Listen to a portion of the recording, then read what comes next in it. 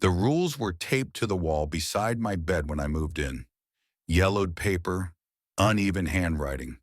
Whoever wrote them didn't bother with explanations, only commands, as if explaining would make things worse. Rule 1. Never let your feet touch the floor after midnight. Rule 2. If you hear breathing beneath the bed, hold your breath until it stops. Rule 3. Do not acknowledge it. Rule 4. Never look under the bed, not even in daylight. Rule 5. If it whispers your name, pretend you're asleep. There were more, but those were the ones underlined twice. I assumed it was a joke. The house had belonged to my uncle, a man known for practical jokes and bad humor.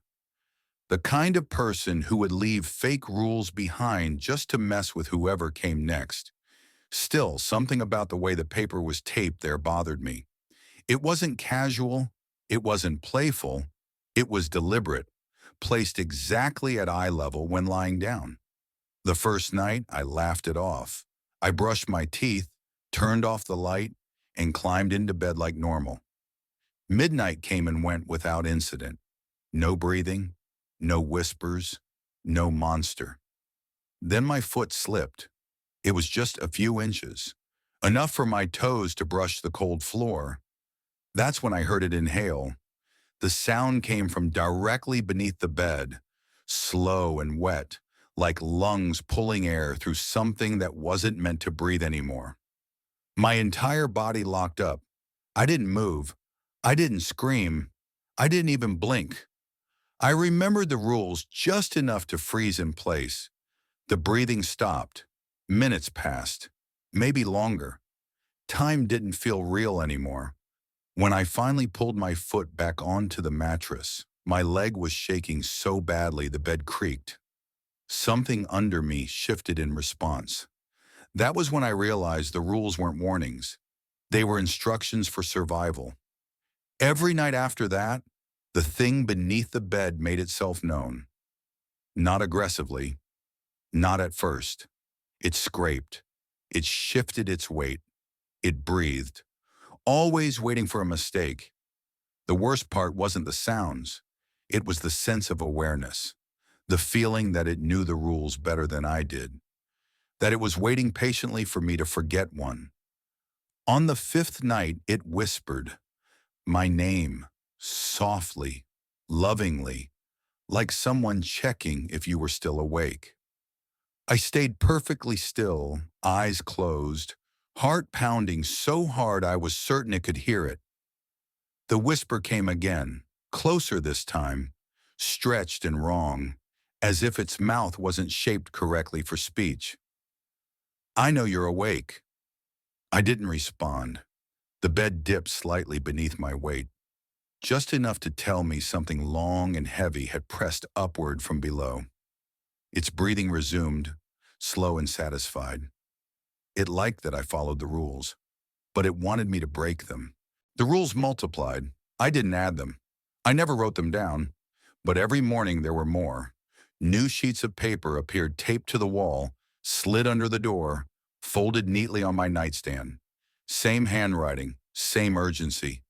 Never sleep with your arm hanging off the bed. Never check the time after 3:17 a.m. If the bed starts shaking, lie flat and apologize. If you feel fingers wrap around your ankle, do not pull away. I stopped questioning how they appeared. Questioning things felt dangerous. Curiosity felt like a trap. The monster beneath the bed became more active the longer I stayed. It learned my habits. It tested me. It waited until I was exhausted, until my eyes burned and my thoughts slowed. Then it would move suddenly, loudly, just to see if I'd react. Once I dropped my phone. It slid across the mattress and fell straight to the floor. The breathing stopped instantly. I knew what it wanted. Rule 4 echoed in my mind. Never look under the bed, not even in daylight. I lay there for hours staring at the ceiling, my phone vibrating softly on the floor as notifications piled up. Something shifted beneath me, closer now, close enough that I could feel warmth radiating through the mattress. A shape pressed upward, a shoulder, a spine, something with weight and intent. A voice whispered from below, no longer pretending to sound human. Just look. I didn't. By morning, my phone was back on the nightstand. I didn't put it there. Neither did the thing under the bed want to scare me anymore. It wanted something else. Control, compliance, dependence. The rules weren't just about survival now. They were about conditioning. I stopped inviting people over. The rules didn't mention guests, and that terrified me more than anything else. I knew somehow that if someone else broke a rule, it wouldn't punish them. It would punish me for allowing it. Some nights I felt it crawling along the underside of the mattress, its movements slow and deliberate, as if mapping my body from below. Other nights it stayed completely still, silent for hours, letting my imagination do the work. The whispers became instructions instead of temptations. Sleep on your back tonight. Don't turn over. Keep your eyes closed. And I obeyed, because every time I followed the rules perfectly, it stayed beneath the bed. And every time I hesitated, every time I doubted, it rose a little higher. I broke a rule on purpose once. Not because I wanted to, because I needed to know what would happen. The rule was simple. Never acknowledge it. So when it whispered my name that night, closer than ever, I answered, "What do you want?" The silence afterward was absolute. The bed sank as something heavy pressed against the underside. The mattress bowed inward, wrapping around my body as if cradling me.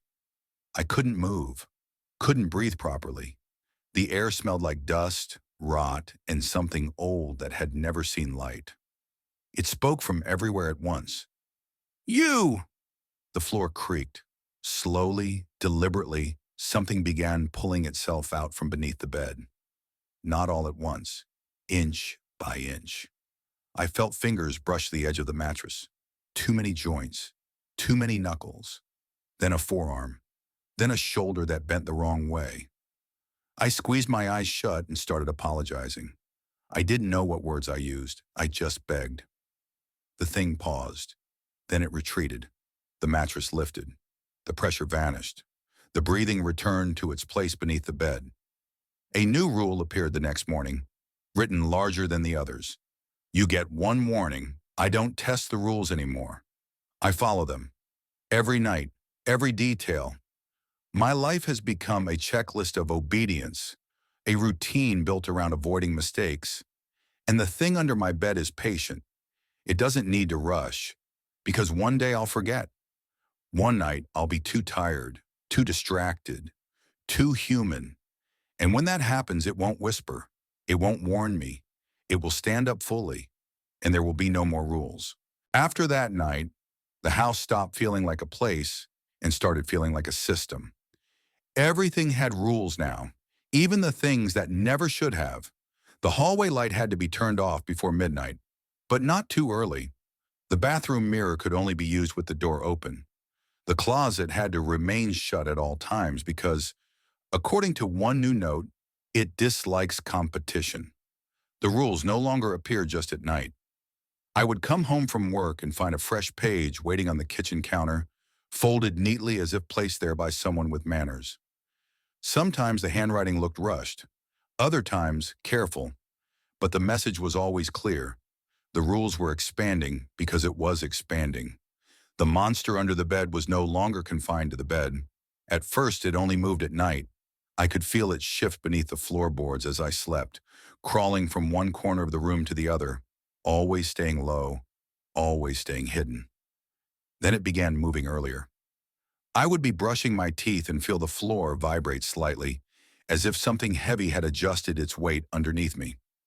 One evening, while sitting on the couch, I heard breathing that didn't belong in the living room. That was when a new rule appeared. If you hear it outside the bedroom, return to bed immediately. I didn't argue. I didn't hesitate. I went to bed and pulled the covers up to my chin like a child. The breathing followed. It always followed, but it stayed below, stayed patient.